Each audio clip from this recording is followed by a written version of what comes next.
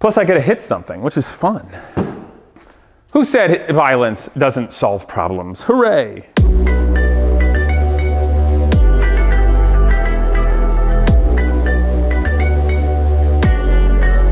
All right, what's up guys? So I have got a funky build today. It is a 1917 Auburn, which yes, it's over 100 years old. It's a crazy old rickety beast. And basically how this came to me was a gentleman saw some of my past builds on the internet, and he has a barn full of 100-plus-year-old car parts that are all rusty, dilapidated, and anybody would look at and just think, what is this old carriage stuff? Long story short, the one perfect weirdo artist, craftsman, builder guy in the world to make that into something ended up being me. Which is cool, and I dig it. But it was a lot of fun meeting him, talking about what we're gonna do, doing the design work, and you can see the car here, it's well underway, and I'm gonna get to that momentarily, but the story on picking it up and getting the parts was actually really neat. So he lives in Auburn, Indiana, and in his barn has old chassis and motor parts and transmission and rotted old wooden wheels. And so he thought he had enough parts there to make a car, but he didn't have all the stock parts and everything to make it be a stock Auburn from that time period again. And frankly, an Auburn from that time period is not worth enough money to warrant building the few parts he has that are mostly trying to be reclaimed by Mother Earth back into a stock car. But what he did think that would be neat, and he does have enough parts for, is making a period correct race or rally car, which I'm all about. And that does make more sense financially in terms of having something that's really neat to represent history from 100 years ago, Auburn, as well as having something worthwhile that I think all the old pre-war car purists that are still around will like. And of course, something that he can use and have some fun with.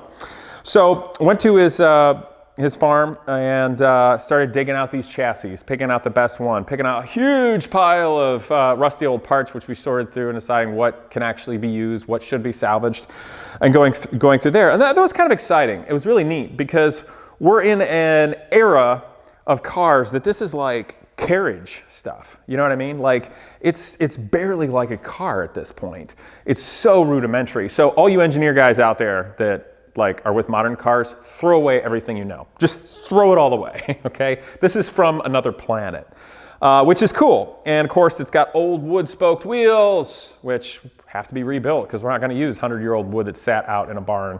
That's just not gonna work. So it's exciting. And the other part that I thought was really fun in his family or whatnot, he has an engine that, if you check it out over here, was sitting in the Auburn Duesenberg Museum. And I like museums well enough, but I like cars being on the road a whole lot better. Come on over here.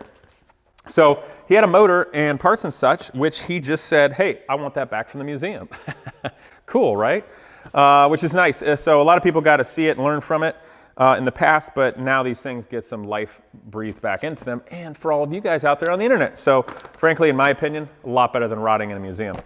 But the gentleman also was able to find an old motor and transmission that's in much better shape that apparently his dad or somebody had a long time ago and then sold. So it's kind of neat that that came back to him. And that's over here, which is actually already installed in the chassis, which I'll get to in a minute, but just take a quick peek at here. So that's gonna be pretty exciting. 3-speed transmission. This is the handbrake to operate the rear brakes.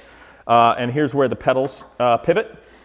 And it's a big old beast, which we're going to dive into the motor a little bit more in a later episode because I'm going to do a series on this Auburn build.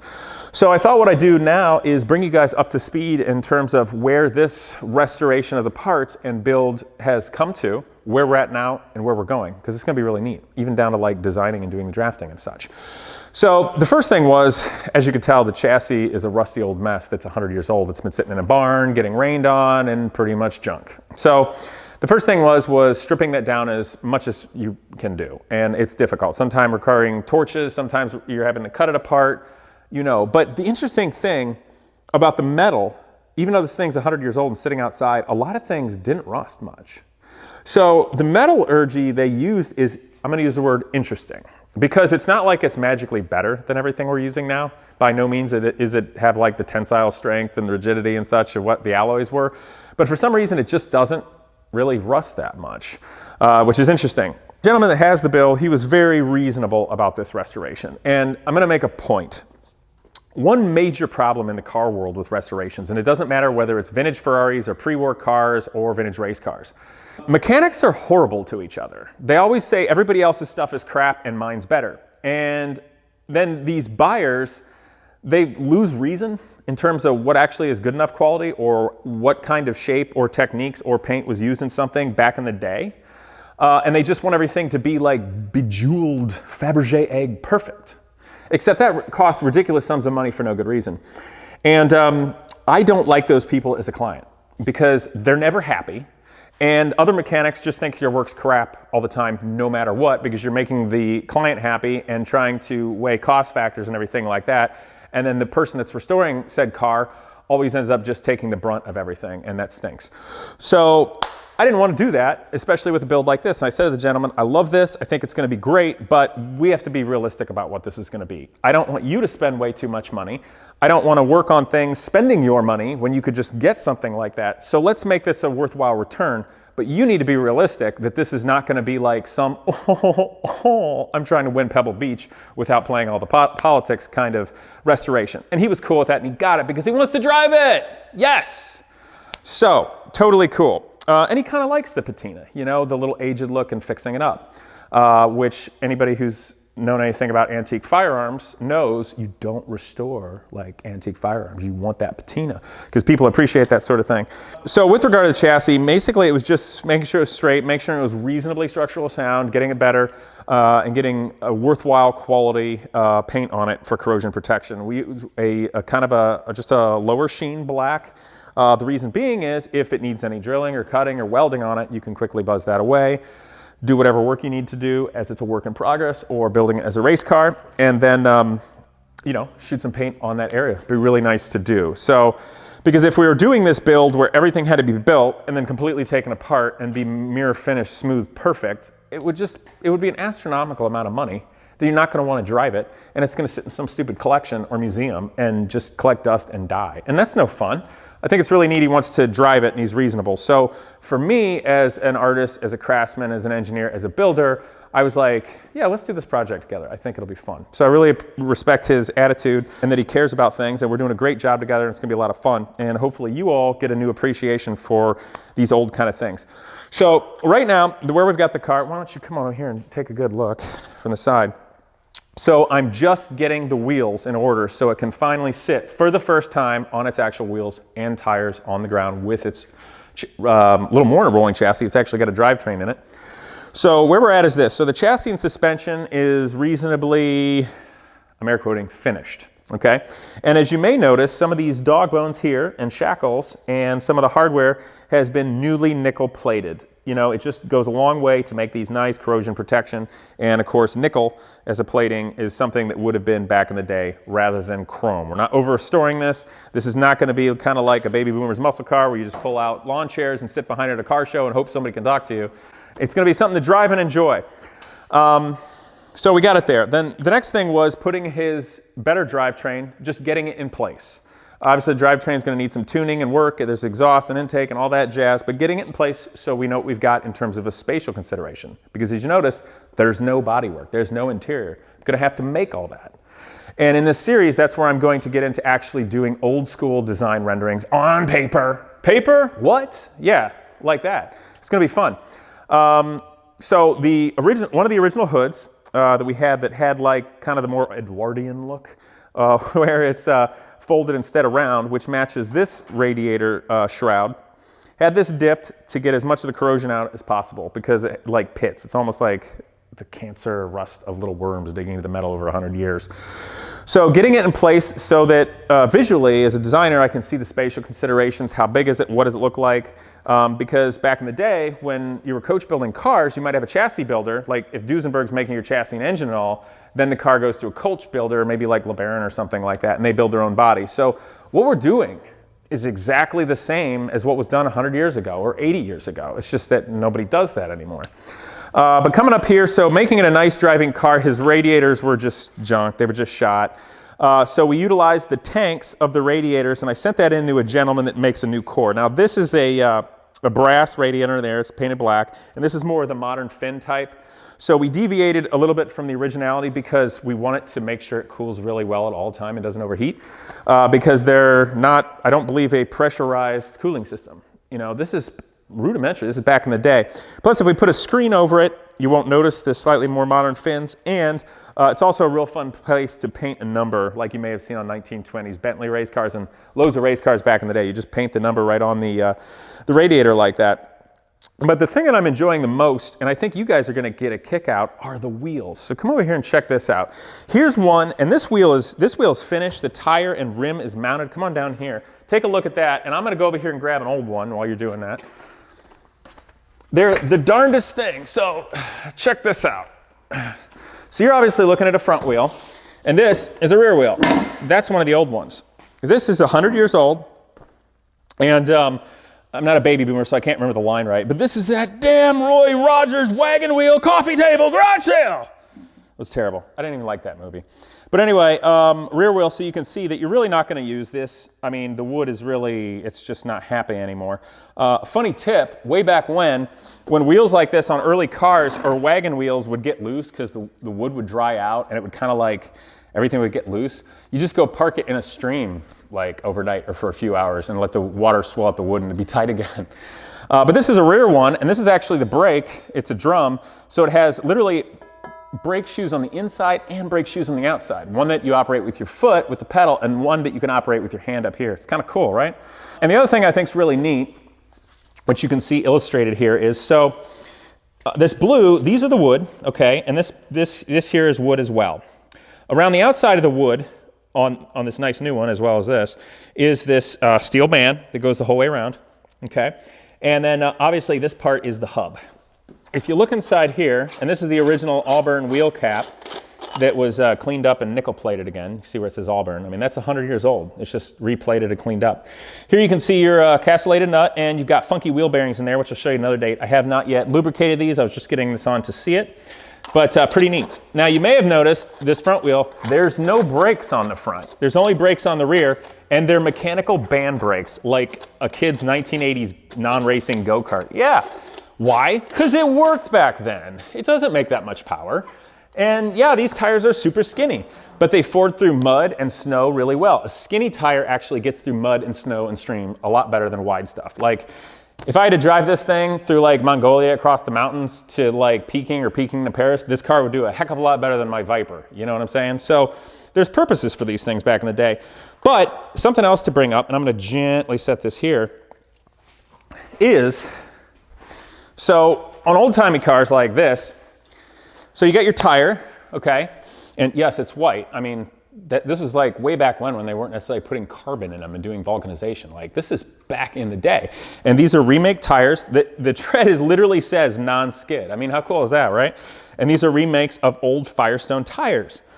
So, but then you have this rim piece, this steel piece, okay? And it's actually split so that if I deflate the inner tube that's in here, I can take this rim, pop it loose, kind of shrink it, pull it out, and you can replace your tire or your tube.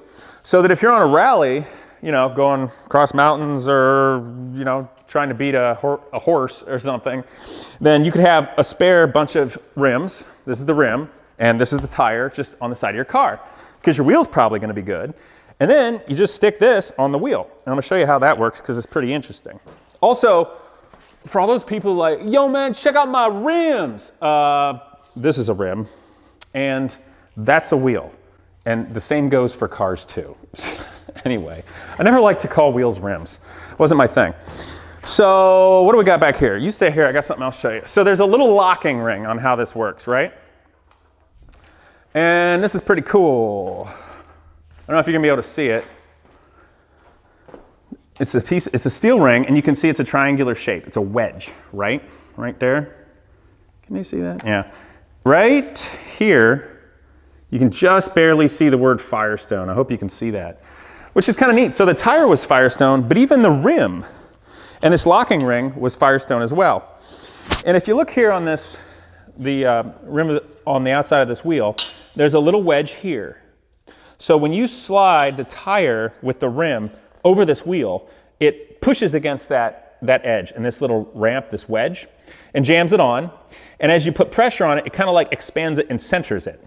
So when you put the wheel on, then you take this ring that's a wedge the other way, and it gets clamped on right here, and the pressure is put, And that centers the steel rim that holds the tire with these two little wedges here on it. That's how that works. And that is pretty well illustrated here on this finished up wheel. Come here and take a look. I'll show you. So there's big bolts. These are actually the original bolts that have been cleaned up and refinished that go through the wood wheel, and they have a steel backup plate. It's effectively just a carriage bolt, and it has this big cast piece. So when you tighten it down, it's pushing against a little steel plate that got screwed back to the wheel. And here, right here, is that ring, that locking ring you see here. So it's literally these 6 bolts with these clamps that jams this ring into place and holds the tire on. So what I'd like to do is, for the first time, and I'll do it on video, so hopefully it's not a failure, let's put the front of the car on the ground for the first time. So this is where all you trolls are hoping the wooden wheels just explode, right? That would be annoying. And this is where we find out how little torsional rigidity is in the chassis. I also want to show you something else. Come on up here. Stand right here. I got to be careful doing this because this is janky as heck. So torsional rigidity, right? Like a carbon fiber monocoque in a race car, it is as stiff as can be. I can't think of any public acceptable analogies to the word stiff, but you get the idea. But its stiffness can be measured in the wet noodle phase. So watch this. The rear is constrained. That's how flexible the chassis is in terms of rigidity. I'm pushing with my thumb. Look at that. Okay, now a microscopic amount of that has to do with the chassis being rusted and being pits, but mostly that's how they were, okay? There's no dampeners on it. I mean, there's springs, but the whole thing is just like a loosey-goosey wet noodle, so you can get over, plowed farms and ditches and unpaved roads 100 years ago. Just think about that. So let's get this on the ground. I gotta go up gently. Please don't fall. Okay, I'm seriously just making sure this thing isn't gonna do anything stupid. Please stay there. Okay. Whoa, check out.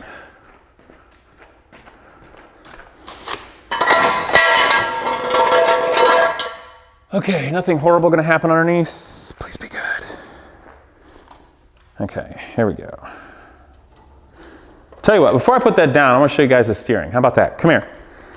So the other thing about the steering is there's no steering rack, right? There's a tie rod that connects that wheel to this wheel in terms of the turning, but there's this sort of like J-shaped guy here and this push rod that comes up here to this. I mean, I think sprint racing cars still go this way. So I'm going to turn the steering rack, and you can see how that operates, which is kind of neat, right? And you can see the bell crank here, the steering rack crank, pushing it forwards and backwards. And then if you go back a little bit, you can see, so this is the steering wheel. It's missing the wood part. I still have to make that. The other thing that's neat is when you build this in a race car, if you want it to be more low slung, you can literally just rotate this downward and reclock it for the tires if you want to be like that. Or if you're in a touring car, you can literally just move it up here if you're driving like this. So it's kind of cool. All right, let's throw this thing on the ground and see what it does. All right, here we go. Hooray! Crunch. Everything on here, the bearings, the leaf springs, nothing is lubed yet. Everything's just dry since we're cleaning it up, getting it together, mocking it up. Making sure things are lubed, tight, straight, whatever, that comes toward the end when you really start going over the car to drive it. And right now I don't want to say it's a waste of time, but we want to keep going with the build process. So there it is. Yeah. Probably put some more air in that tire. Okay, that's cool. Let's look over here. You want to come over here? We'll get kind of a wider shot. I'll move this thing out of the way. Oh, there goes the fender. Guess I didn't have that attached. Yeah, we go from carbon fiber on the Ducati to this guy. All right, so you get kind of the basic idea there. The other thing about this car, so right now the front wheels are on the ground, the suspension is collapsed. So for the front, you get an idea of its ride height, where it's gonna be. But of course, the rear is quite a bit more up in the air, and there's no weight on it, so it's not compressed. So this is gonna come way down in terms of how it looks. The other thing you'll notice is that this was a 4-passenger car back in the day, originally. So if you have a driver, I'm not sure I can sit on this table. Why not? Let's try it. If I fall down, the trolls will love it. So if we use the steering rack approximately like this without moving me back, it's going to be something like this. And you want to get low slung to where you can barely see out, because that's cooler. So that puts me head and back right about there.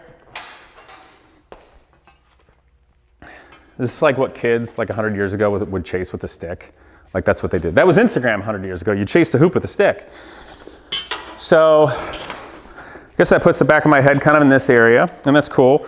We're probably going to do some sort of boat tail or some sort of rakish rear going on there. I'm not sure if we're going to have spare tires. But now that we're back here, I wanted to show you a little bit more about the wheels and how that goes. So this is a rear wheel, and this center part with the wood, this was brand new made wood. The old wheel was taken apart and used as templates to make it new, because you're not using 100-year-old wood, let's face it.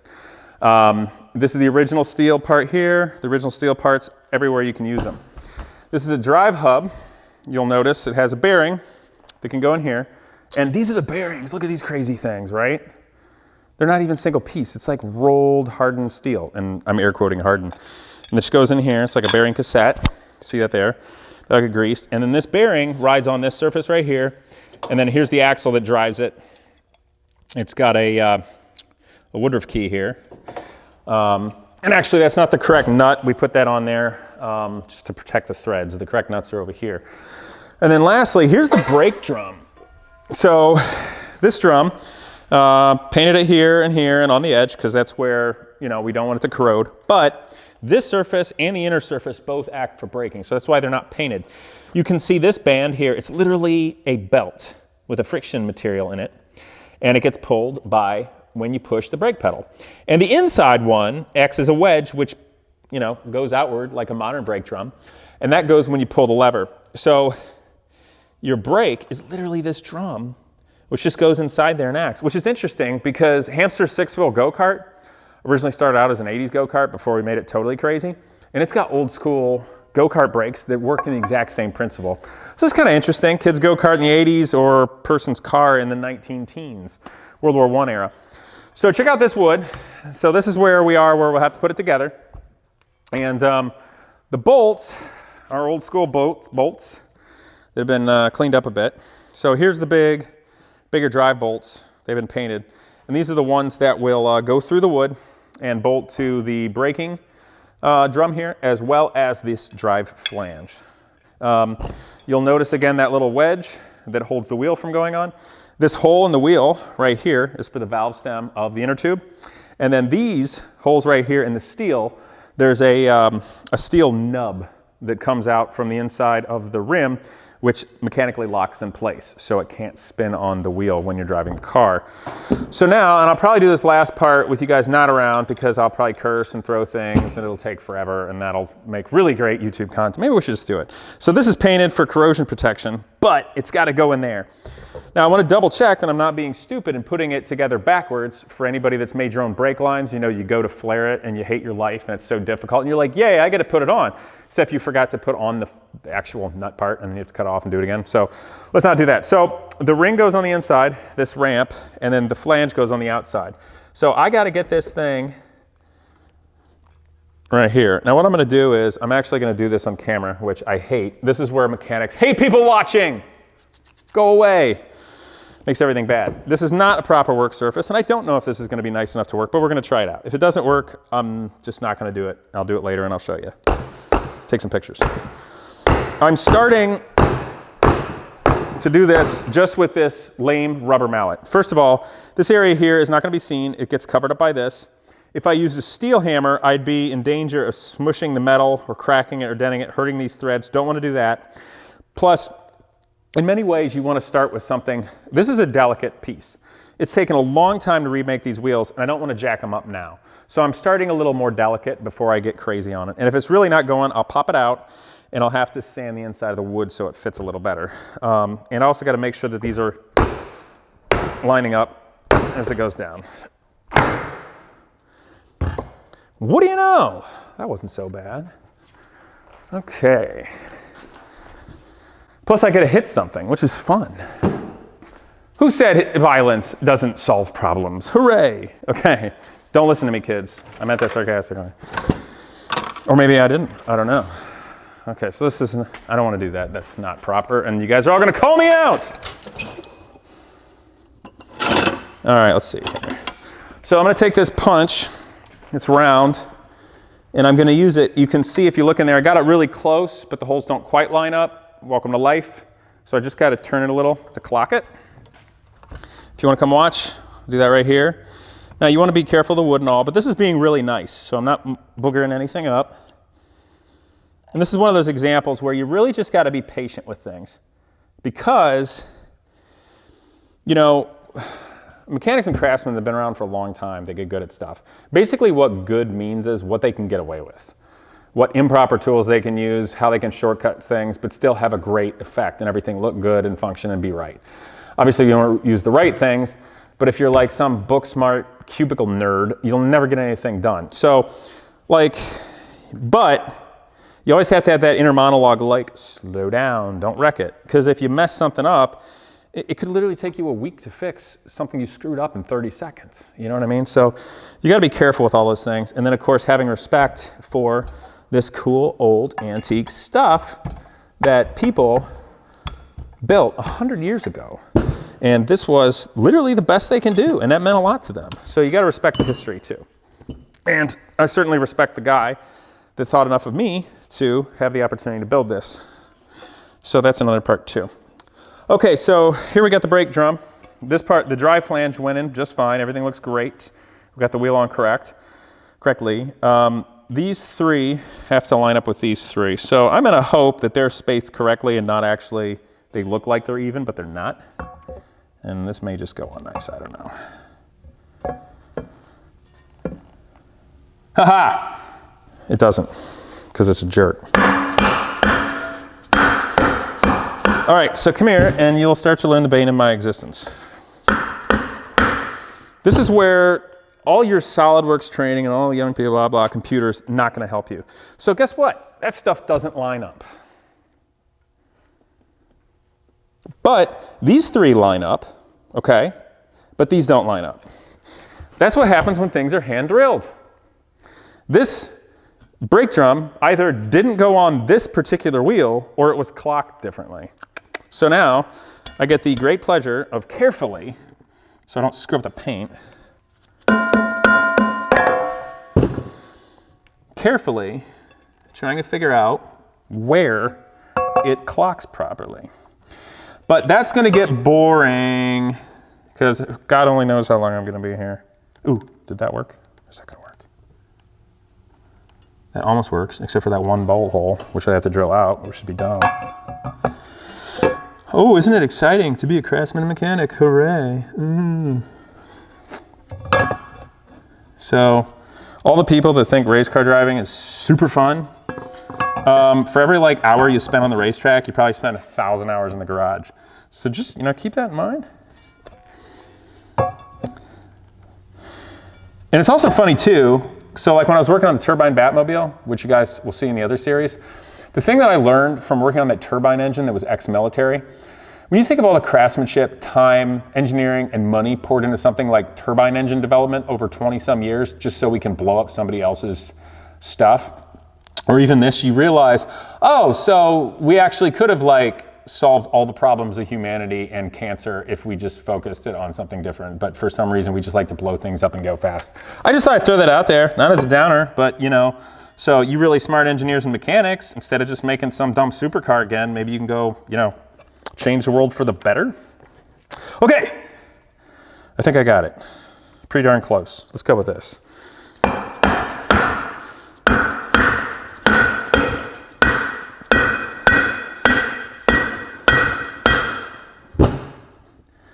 I'll finish that later. But anyway, it's jammed on there well enough so you can get the idea how this is gonna be. There's the drive flange. Obviously it's gonna get these big old bolts. And I'll probably paint the bolt heads the same blue to match, but I wanted this for good corrosion protection, because if the bolt just went in to the wood and you didn't do any corrosion protection, it would start corroding on the inside, and that's no fun. Because you want this thing to last a long, long time. And since this car isn't going to be used exactly the same way as it was 100 years ago, what would be really neat is if it lasts another 100 years and doesn't have to be restored because it never goes in a barn again. They just keep it up and have a great time. And then he's got something really neat to pass on for generations in his own family. And that's really cool. That's taking pride in your work and a reason why it's great to be an artist or craftsman or engineer. But anyway, guys, that's about it for today.